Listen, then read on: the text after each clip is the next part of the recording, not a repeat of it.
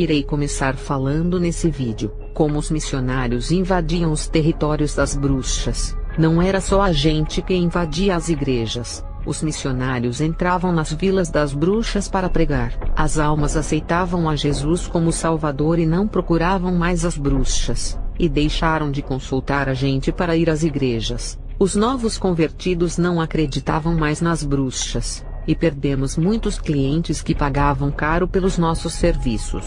E passamos a odiar os missionários que vinham de longe para nos perturbar, enquanto os pastores ficavam em suas igrejas. Os missionários vinham para a nossa vila, alguns enviados por Deus e outros pelos seus pastores. As bruxas começaram a odiar os missionários muito mais do que os pastores, e alguns deles alugavam salões para começar uma nova obra a mando dos seus pastores. E uma igreja dentro da Vila das Bruxas era uma afronta. Quando a igreja era rebelde, igreja mundana, não incomodava os espíritos da feitiçaria que trabalhavam para a gente. Quando a igreja era neopentecostal, a gente dava muita risada por praticarem as mesmas obras que a gente. Quando a igreja tinha envolvimento com a maçonaria, era nossa aliada. Quando a igreja era séria e pregava a verdade, incomodavam as bruxas. E aquelas igrejas dirigidas pelo Espírito Santo onde ele opera, e o pastor fundador era levantado por Deus.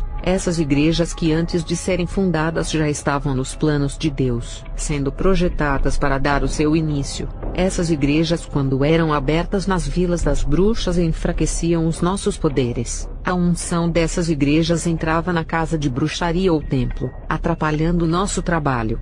E os demônios fugiam. Até os nossos poderes de adivinhações e visão não funcionava, porque a unção dessas igrejas cortava nossa ligação com o mundo das trevas. E quando os missionários apareciam na vila, as bruxas temiam que eles abrissem igrejas na vila. Não eram todos que faziam isso, alguns apenas pregavam, e depois voltavam para seu país. As bruxas não sabiam quais eram as intenções deles, e lançavam magias e faziam rituais para eles se afastarem. As bruxas dificultavam as obras dos crentes, e tentavam detê-los quando eles apareciam perto da nossa vila. Jogávamos enfermidades para eles ficarem de cama, e não pregarem a palavra de Deus, deixando eles em condições desfavoráveis. A gente lançava espíritos do pesadelo para não os deixarem dormir, e não conseguirem fazer a obra de Deus durante o dia por causa do sono. A gente lançava espíritos da sexualidade para entrarem nos sonhos dos missionários, e assim eles sonhavam que estavam fazendo sexo com mulheres. Quando aparecia um missionário que operava sinais e maravilhas, e quando curava as pessoas, a gente pagava um rapaz para mentir sobre o missionário. A gente orientava o rapaz a dizer mentiras sobre o missionário, e esse rapaz dizia para a igreja que o missionário era bruxo e o conhecia, e a igreja não acreditava mais em seus milagres e o chamavam de feiticeiro. As bruxas dificultavam as obras dos missionários. A gente pagava as pessoas para escandalizarem os missionários na vila. Hoje em dia, as mentiras e os escândalos são mais virtuais. Tem muitos maçons, feiticeiras e até mesmo crentes que pagam para outras pessoas mentirem para destruírem ministérios levantados por Deus. E essa gente começa a difamar os filhos de Deus, e inventam mentiras no YouTube para fazerem as pessoas duvidarem dos verdadeiros homens de Deus. E quando um missionário abria uma igreja na vila, as bruxas tentavam dificultar as bênçãos do povo que congregavam nessa igreja. A gente fazia rituais para o povo não receber as bênçãos. A gente mandava uma magia de bloqueio em forma de um cobertor espiritual, para impedir que as orações dos crentes subissem. Esse cobertor cobria a casa de oração inteira nas 4 paredes. Ficavam embaixo de uma lona escura e espiritual. As orações santas que saíam dos crentes mais fortes rompiam aquele cobertor espiritual da magia. As orações dos crentes fracos e daqueles que não renunciavam ao mundo ficavam presas iguais peixes na rede naquele cobertor. A verdade é que o cobertor era como uma rede espiritual que prendia as orações, e quando acontecia isso, era porque o crente estava em pecado e as suas orações não tinham poder. Se o crente chorou arrependido dos seus pecados, se humilhando diante de Deus, um anjo descia do céu com uma espada e cortava aquela rede espiritual no meio. e as orações ficavam livres para subirem ao céu e serem recebidas. As bruxas tentavam travar as orações dos crentes, e aqueles que não morreram para o mundo e continuavam presos em seus pecados. As orações eram capturadas pelas redes espirituais. Eu, quando era bruxa, enviei um espírito maligno em forma de sapo para entrar na mente de um crente. Eu vi legalidade na vida dele, e por ter o dom da visão, não vi a cabeça dele revestida do capacete espiritual. Faltava o óleo da unção sobre a cabeça dele. O demônio sapo assumiu o controle da mente dele e começou a manipular os seus pensamentos. E aquele demônio do tamanho de um sapo era terrível. Quando esse crente começava a pregar, o demônio manipulava sua mente e fazia-o pregar o evangelho do engano. A gente lançou muitos dardos da loucura e vários crentes ficaram loucos sendo levados para os manicômios. A gente lançava dardos da depressão, e muitos crentes deixavam os seus empregos e se tornavam mendigos abandonando as suas famílias. Outros deixavam as suas esposas para viverem uma vida na prostituição, nos vícios das drogas e bebidas. Mulheres da igreja, quando recebiam esses dardos, se desviavam. Teve uma irmã que virou uma garota de programa. As igrejas cheias perderam muitos membros para o mundo, e ficava com poucas pessoas pregando. A impressão que dava era que as bruxas eram mais fortes, e as trevas venciam a luz. Mas a realidade é que os crentes não buscam a Deus e nem renunciam ao mundo. As bruxas fazem o papel delas, que é se dedicarem aos seus livros, se aprofundam em seus rituais e obedecem a Satanás. E os crentes não obedecem ao seu Deus, e nem praticam o que estudam na Bíblia. As bruxas nunca dizem não aos demônios, e os crentes dizem não ao seu Deus. Os crentes que se rebelam ao desobedecerem a palavra e não se dedicam, não podem vencer as bruxas que obedecem a Satanás 100%. A gente lançava dardos da depressão que alguns crentes se suicidavam. A gente lançava magia na mente daqueles que não tinham o capacete da salvação. Falarei mais sobre os planos maçônicos de destruírem as igrejas. Os maçons construíram igrejas falsas, para fazerem emboscada para os crentes que estavam firmes. Os pastores maçons convidavam os pastores das igrejas sérias para pregarem nas igrejas falsas que eles fundaram, e os maçons ofereciam muito dinheiro para corromperem os homens de Deus.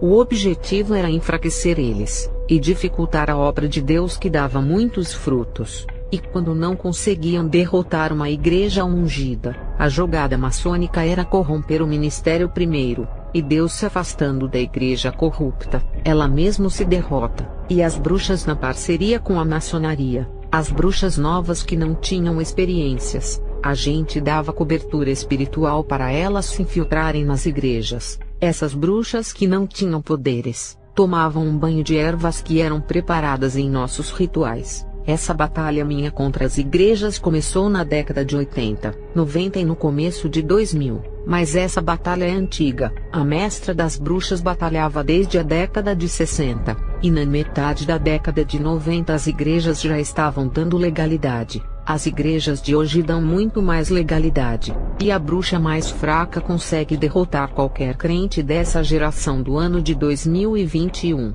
Existem homens de Deus hoje, mas a cada ano vai se tornando raro. Está difícil achar um homem de Deus, porque quando um morre não tem outro para substituir no mesmo nível. Eliseu substituiu Elias e não foi inferior na unção, mas foi usado da mesma maneira em igualdade com o seu mestre. No ano de 1995, quando algumas igrejas davam legalidade, as bruxas conseguiam desarticular a missão e os projetos de muitos pastores. A partir daquele ano, o alarme de perigo tocou muito fácil. A nossa magia afetou muitos ministérios. Evitamos muito evangelismos e impedimos muitas obras. Neutralizamos os crentes na mesma época em que o liberalismo começou a entrar. A modernidade começou a entrar nos cultos daquele ano. E de 1995 em diante, o jogo começou a virar em favor de Satanás. Antes desse ano, não havia vitória do lado do mal tão expressiva. Eram poucos que se desviavam. A década de 80 foi a batalha mais travada contra a igreja. As inovações satânicas queriam entrar nos cultos e os pastores resistiam. Os crentes dessa época não usavam quase nada que pertencia ao mundo. Eles eram desconfiados. A década de 70 foi o das invenções das coisas diabólicas, novos modelos de roupas, sapatos, cabelos, calças boca de sino e outros. O cinema nessa década atraía mais as pessoas. A sensualidade começou a aflorar na sociedade. Essa foi a década das criações, onde Satanás arquitetava os seus planos de como contaminar a igreja e os fazer usarem os seus instrumentos. O mundo das trevas é muito mais organizado para destruir os crentes. Enquanto a igreja só enfraquece na fé, nas igrejas há divisões entre os crentes. Entre as bruxas não existe divisões, igual nas igrejas que competem entre elas. As bruxas são assim, uma ajuda a outra. Isso não existe nas igrejas. Quando uma bruxa é promovida a um grau acima, todas as bruxas fazem festas. Na igreja, quando um crente é ungido para assumir o seu cargo, os outros têm inveja. Na bruxaria, quando uma bruxa sobe de cargo, as outras a honram e passam a olhar com respeito e admiração, porque se ela conseguiu conquistar esse cargo é porque mereceu, se esforçou para isso. Ela teve méritos de chegar onde está. Na igreja, quando um crente sobe de cargo, os outros dizem assim: esse cargo era para ser meu, eu entrego o meu dízimo que é maior, e sou mais próximo do pastor, eu não perco dias de cultos, faço tudo o que o pastor manda, e ainda tenho mais conhecimento da Bíblia do que esse rapaz que foi ungido ao cargo, eu tenho teologia e ele não. Os outros não irão respeitar ele por ter conseguido esse cargo, e sempre vão dizer que ele não merecia, não tinha capacidade e vão tentar puxar o tapete dele para derrubá-lo. E quando isso acontece, o pastor não toma uma posição para impedir que derrubem o ministério do homem que ele confiou e o ungiu para a obra. E o medo que o pastor tem de perder os membros que têm ambição por cargos, e ainda os demais irmãos que seguem esses homens invejosos. Para o pastor, é melhor perder esse obreiro que ele ungiu, do que perder 7 membros que é contra o obreiro ungido. Na bruxaria, esse comportamento de rivalidade de querer tirar alguém do seu cargo se chama traição. A bruxa que tenta derrubar a outra é chamada de traidora, e nenhuma traidora pode fazer parte da convenção, porque não é confiável deixar uma bruxa que pensa em derrubar a liderança. Os códigos das leis das bruxas excluem as rebeldes por considerarem uma ameaça, e quando a rebelde tenta se vingar lançando seus feitiços para atingir alguém da convenção, as bruxas conseguem ver as suas magias lançadas. Elas têm o dom de vidência, e elas irão retribuir os ataques. Não somente uma bruxa, mas a convenção inteira contra a bruxa rebelde, uma bruxa que desistiu da convenção. O sonho dela era sair da nossa e fundar outra convenção de bruxas só para ser presidente e fazer as normas dela. Ela queria sentir o gosto do poder e ser uma grande líder. O problema é que ela começou a lançar magia para atingir a convenção, e sozinha desafiou todas as bruxas da convenção, e o resultado foi a sua morte. Essa mulher recebeu todos os ataques da convenção inteira, todos os feitiços a acertaram fazendo sofrer queimaduras terríveis. A sua carne foi apodrecendo, e quando ela morreu, parecia que já tinha falecido há vários dias. Mas sempre houve união entre as bruxas. Elas são muito treinadas e praticam a doutrina satânica dos livros. As igrejas de hoje estão desunidas, e a noiva amada do nosso Senhor Jesus é um povo só, dentro da esfera espiritual. Um povo unido batalhando contra o mal vence. Um povo desunido que lutam entre eles, trocam insultos de palavras um ofendendo o outro e falando mal da igreja onde o irmão congrega. Isso desgasta a igreja, e a deixa mais fraca para os demônios a destruírem. Enquanto as igrejas lutam entre elas por causa de doutrinas ou disputas de almas, os demônios entram dentro dessas igrejas distraídas e operam, porque todos estão tão despercebidos, pensando em confrontar os outros crentes de outros ministérios, e ainda escandalizar as outras denominações, pensando que as almas irão deixar de serem membros de lá para congregarem com eles. Enquanto estão ocupados com essas coisas, os demônios estão colocando suas estratégias dentro dos ministérios. As bruxas são unidas e não lutam entre elas, e os seus poderes crescem. A Bíblia diz que um reino dividido não pode permanecer por muito tempo. A igreja está tão dividida, que a cada ano se tornam mais carnais e egoístas morrendo em seus delitos. Quando era bruxa, enfrentei alguns crentes de um grau espiritual acima do normal. Eram crentes diferentes daqueles que as bruxas conseguiam neutralizar. Esses crentes se destacavam muito no mundo espiritual. Quando as bruxas lançavam dardos neles, a unção estava tão alta que os dardos se dissolveram ao chegar perto deles. Quando a gente fazia um ritual de magia negra, para construir várias barreiras espirituais, para impedir as bênçãos desses crentes de descerem, eu vi um anjo com a sua espada de fogo cortando todas as barreiras dos ares que impediam os anjos das bênçãos descerem. Às vezes, quando os anjos cortavam todas as barreiras espirituais, e as bruxas vendo que perderam para os anjos a guerra, as bruxas enviavam milhões de demônios aos ares para impedir que os anjos descessem em auxílio dos crentes. No livro de Daniel 10 versículo 13, mas o príncipe do reino da Pérsia me resistiu por 21 dias, e eis que Miguel, um dos primeiros príncipes, veio para ajudar-me, e eu fiquei ali com os reis da Pérsia. Aqui explica que os demônios tentam impedir que os anjos desçam para entregar as bênçãos ou respostas aos santos. As bruxas dominavam os ares, através dos demônios voadores que têm forma de aves e insetos. Essa legião cooperava muito com as bruxas. As bruxas têm uma conexão espiritual com os espíritos malignos que trabalham no campo da bruxaria. A legião dos ares formava uma barreira para impedir que os anjos da bênção descessem, e 4 anjos de guerra cheios de unção que os seus corpos de luzes saíam fogo. Eles pareciam labaredas de fogo ou tochas humanas em formas de anjo. Quando eles desciam, a legião até lutava, mas não permaneciam e fugiam. Os missionários de alto grau de espiritualidade, quando entravam no bairro das bruxas,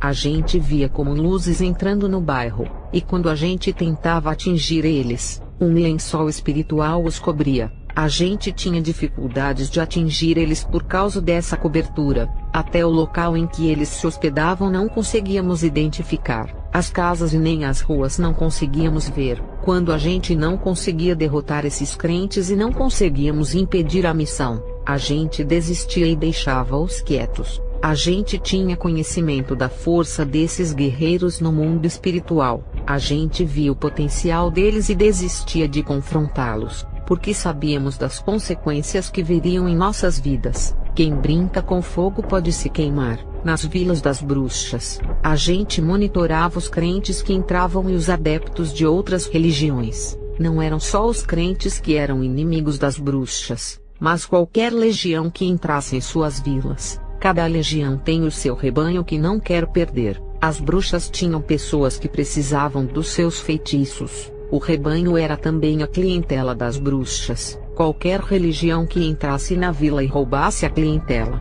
estaria desafiando a gente para uma guerra. As outras religiões respeitavam mais as bruxas do que os missionários que entravam sem nenhum temor. Os demônios que trabalham para as bruxas ficavam vigiando a vila para ver se algum crente entrava para eles avisarem a gente. Quais são os meios que os demônios usam para avisar as bruxas? É através da água, dos cristais, do fogo, bola de cristal, espelhos e outras coisas. E quem batalha contra uma bruxa, enfrenta as suas magias e também uma legião de demônios da feitiçaria. Os demônios auxiliam e apoiam as bruxas na batalha espiritual. E quem desafiasse as bruxas, a gente mandava os demônios atacarem a vítima. Pessoas que desafiam as bruxas, elas enviam espíritos da morte para matarem enforcados ou apertar o coração. Pessoas morrem com asfixia, e outras de ataques cardíacos. Eu cheguei a um grau alto no mundo da bruxaria,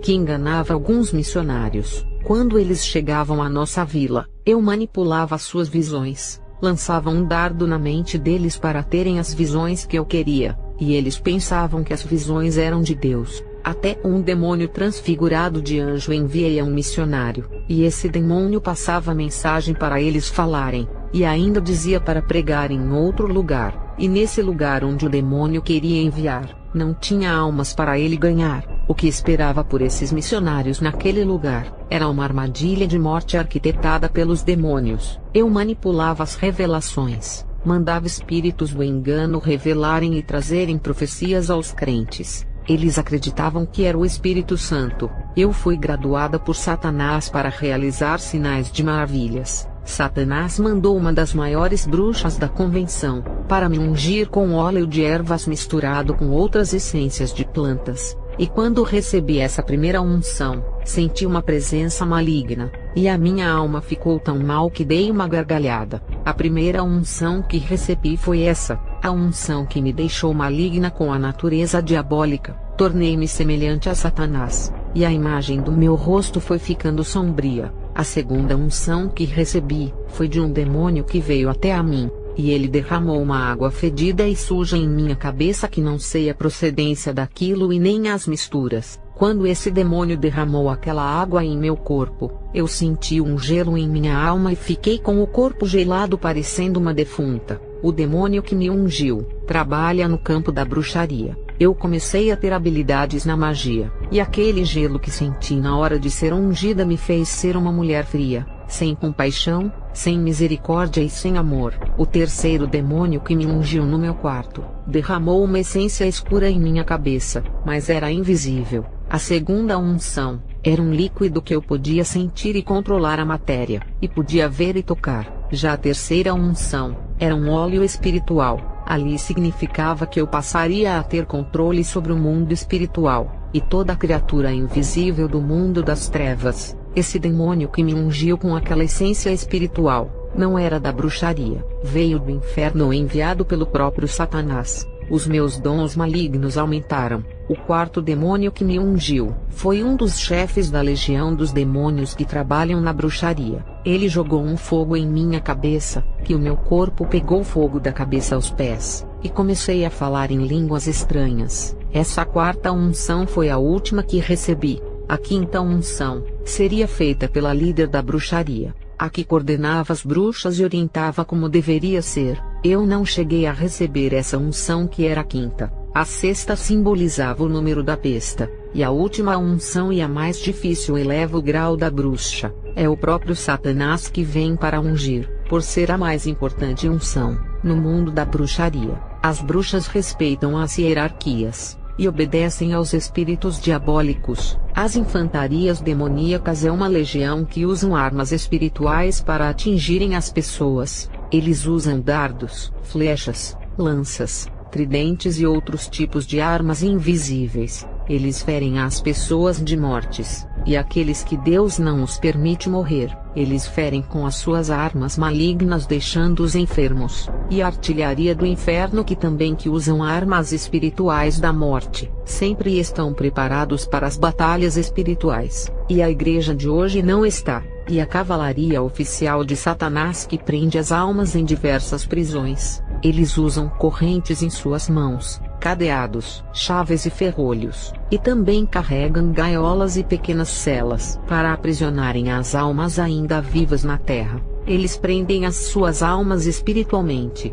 Eu falo porque eu vi esses demônios, e cada cadeado que eles carregavam em suas mãos, tinha o nome de um tipo de prisão. Em um cadeado estava escrito prisão tecnológica. Na época, a televisão e o cinema eram as principais prisões. Hoje a internet trouxe muitas redes sociais e sites diabólicos que fazem parte desse cadeado tecnológico. O outro cadeado que vi, estava o nome drogas. É um tipo de prisão que vicia as pessoas. O outro cadeado estava escrito bebidas alcoólicas. É outro tipo de prisão. O outro cadeado estava escrito mamon. É outro tipo de prisão que faz o homem ser escravo do dinheiro fazendo esquecer-se de Deus. O dinheiro tira todas as dependências das provisões divinas e se coloca como uma solução. O dinheiro fala assim: vocês não precisam de ninguém e nem de Deus. Eu sou a solução para tudo o que quiserem. Eu vi um cadeado que estava escrito sexo.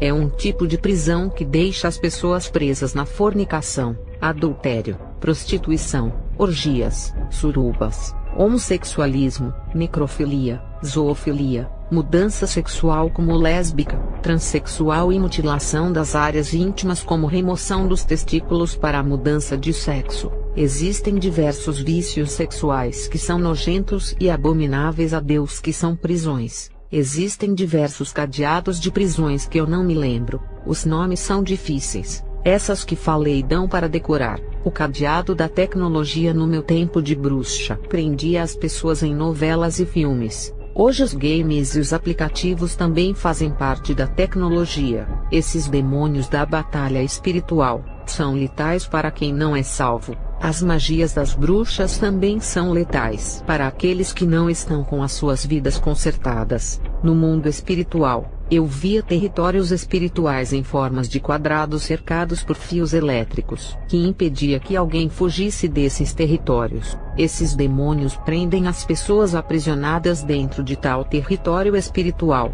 Quando uma pessoa está viciada em algum pecado, ela está presa. E o território onde ela se localiza aprisionada pode ser a tecnologia, sexo, drogas, bebidas, mentiras, roubos ou em qualquer pecado que vicia. As redes sociais é um dos territórios espirituais que prendem as pessoas. Os jornais que manipulam as notícias, e até mentem para terem ibope e audiência, é um território de aprisionamento. Aquele seriado viciante de várias temporadas, ou novelas que prendem a pessoa até o último capítulo são prisões. Os desenhos que são territórios de aprisionamento infantil, os games que prendem tanto jovens e crianças também são prisões. A fofoca é um vício, ou falar mal de todo mundo é um território de prisão, sendo que o vício está na língua da pessoa. O crente pode se libertar de algumas prisões como redes sociais, televisão, futebol e pornografia, mas pode estar preso no território da exaltação, da língua que fala mal e da soberba. É preciso se libertar de todos os territórios do pecado, para que esteja preparado para subir ao céu. Um crente liberto de todos os territórios está pronto para morrer. Não existe nenhuma corrente espiritual que lhe prenda em algum pecado. Essas correntes espirituais e cadeados, quando algemam os crentes, impedem deles subirem. É como um cachorro que tenta fugir, mas não consegue por estar preso em uma corrente ligada na árvore. Não se pode ser salvo estando preso na corrente das trevas ou no poder do maligno. Eu vi gaiolas espirituais com mais de 2 metros nas mãos dos demônios. Um passarinho não consegue voar ao céu quando está preso na gaiola. O seu voo ao céu significa a sua liberdade. Se Jesus vier hoje, e a igreja estiver presa em alguma gaiola espiritual, não irão subir. Para voar ao céu ao encontro de Jesus, tem que estar livre. O voo da igreja até as nuvens significa a sua liberdade, e a liberdade está em Jesus. Embora servir a Jesus e deixar de fazer várias coisas desse mundo, para muitos pode parecer uma escravidão por privar a carne de muitas coisas, mas isso não é prisão, mas libertação. A carne quer se viciar no pecado e ficar presa nas coisas do mundo. Isso é prisão. A carne não sabe discernir o que é liberdade, por pensar que os prazeres carnais é ser livre. O espírito do homem já sabe discernir o que é liberdade e o que é escravidão. A salvação é quando você se torna livre de todas as correntes. A salvação é você não estar preso em nenhum território de Satanás. A salvação é você estar livre dessas gaiolas espirituais. A salvação é você estar fora desses territórios espirituais do mal. Quando estamos fora desses territórios malignos, os demônios não podem nos controlar e nem influenciar. Um crente fora desses domínios está livre do controle do mal e salvo. Um passarinho livre dificilmente é capturado, mas um passarinho preso na gaiola, o seu dono fará o que quiser, podendo vender para outro ou matar. A vida do pássaro fica refém nas mãos do seu possuidor. Quem está preso nesses territórios não tem autoridade sobre os demônios por estarem presos em seus territórios. São crentes cativos que servem a esses demônios e não podem confrontá-los. Enquanto estiverem presos nas garras dos demônios, eles tornam os senhores da vida desses crentes no mundo espiritual. Sobre as prisões dos crentes, está nas leis espirituais que regem o bem e o mal. O servo não pode com o seu senhor, e não tem mais autoridade do que o seu senhor. Para não poder mais servir ao seu senhor, ele tem que sair dos seus domínios e deixar os territórios do seu senhor. Ele tem que romper a sua aliança com esse senhor para ter aliança com outro senhor. E no mundo espiritual, quando se rompe a aliança com o seu senhor, irá fazer aliança com outro senhor que poderá servir. No reino espiritual, ou você serve a Jesus ou a Satanás. Por existirem 2 caminhos, o largo e o estreito, a luz e as trevas, o bem e o mal. Quando deixa de servir um, estará servindo o outro. Quando sai do domínio de um, mesmo sem querer entra no domínio do outro. Essas coisas estão fora de nossos controles, porque são leis que regem o mundo espiritual e também o mundo material, ou mundo físico ou mundo terreno. Chamem do jeito que quiserem chamar. Não dá para libertar uma pessoa orando pela sua vida e a dela. Se você estiver preso em um dos territórios malignos, talvez você esteja aprisionado em um território diferente daquela pessoa a quem está orando, e dentro do território maligno preso, é submisso ao seu Senhor. As orações não têm poder. É como se elas estivessem presas dentro de uma caixa. Uma pessoa presa dentro de uma gaiola, mesmo que tenha uma espada na mão, ela não tem espaço para manejar, e todos os seus esforços dentro de uma gaiola ficam ali dentro. A Bíblia nas mãos de um rebelde é um livro comum sem poder. Qualquer movimento de escapar pelas suas próprias forças que o prisioneiro faça, é em vão. Tudo fica preso na gaiola, nem passa do teto. Assim são as orações dos que tentam libertar outras pessoas. As orações não passam do teto dessas gaiolas espirituais. Podem clamar repreendendo, jejuando com orações de guerra. As orações de um rebelde que não renuncia ao pecado não vão subir e nem vai sair da gaiola. Esses são iguais os profetas de Baal. Irão clamar, jejuar e farão sacrifícios, campanhas e não terão respostas. Baal não irá ouvir e não vai fazer nada. Baal não tem prazer de fazer as suas vontades. Baal quer manter os prisioneiros presos e irá ignorar qualquer clamor. Embora vocês clamem ao Deus do céu para fazer alguma coisa em seu favor, ele não pode atender porque não servem a ele. Um rei não pode fazer nada por um servo que serve a outro rei. Um rei não pode atender os servos que estão fora do seu castelo, território e sobre o domínio de outro rei. Um rei não pode fazer nada por alguém que serve a outro senhor, vive na área desse outro rei e serve as suas leis. A única oração que Deus ouve de um rebelde é a oração do arrependimento de toda a alma e coração. É essa oração que cortará a aliança com o rei do mal, e faz o rei do bem resgatar o prisioneiro. Não se pode servir a dois senhores, ou você agrada a um e aborrece o outro. Não dá para servir a Jesus e ao diabo. Tem crentes que ficam na igreja participando do corpo de Cristo, e estão no mundo praticando tudo o que agrada à carne. Jesus não divide a sua esposa com ninguém. A esposa que deseja ter Jesus como seu esposo e o mundo como amante, ele não aceita e desfaz a aliança. Do mesmo modo, você que é mulher não gostaria que seu esposo tivesse uma amante. Do mesmo modo, o homem se ver a traição conjugal da sua mulher pediria o divórcio. Imagina Jesus que é santo, e não quer dividir a sua futura esposa com ninguém. Nas leis espirituais, ou você é amigo de Deus e tem o diabo como o seu inimigo, ou você se torna amigo do diabo e se torna inimigo de Deus. E quem ama o mundo já é inimigo de Deus. Quem vive outro evangelho que não é o de Deus, está preso no território do maligno por viver o evangelho dele, e todas as orações desses crentes são retidas. Olha os neopentecostais que fazem clamor para a quebra de maldição, oram pelos enfermos e fazem campanhas de bênçãos para o povo receber. No mundo espiritual, esses homens estão aprisionados, e as suas orações, os seus clamores e as suas campanhas ficam retidas em seus territórios de prisões. Eles não têm autoridade para orar e fazerem acontecer, a não ser que eles tenham um acordo com o Senhor que os mantém presos. Que acordo é esse? Funciona assim: já que eles estão presos no mundo espiritual, não podem fazer nada e muito menos libertar alguém. O Senhor que o aprisionou pode enviar os demônios para obedecer às ordens deles e operar muitas maravilhas, curar e abrir portas de empregos. As bruxas também estão presas dentro do território espiritual dos demônios, e são chamadas de servas do diabo ou escravas. E dentro desse território as bruxas fazem o mal, e são submissas aos demônios e não podem se libertar por elas. Uma pessoa em prisão não pode fazer o mal, ela se torna inofensiva no mundo espiritual, mas dentro desse território de prisão, existem acordos e pactos, onde os prisioneiros podem fazer o mal mesmo estando presos, e participarem do exército de Lúcifer. As bruxas são prisioneiras de Satanás, mas estão no exército dele,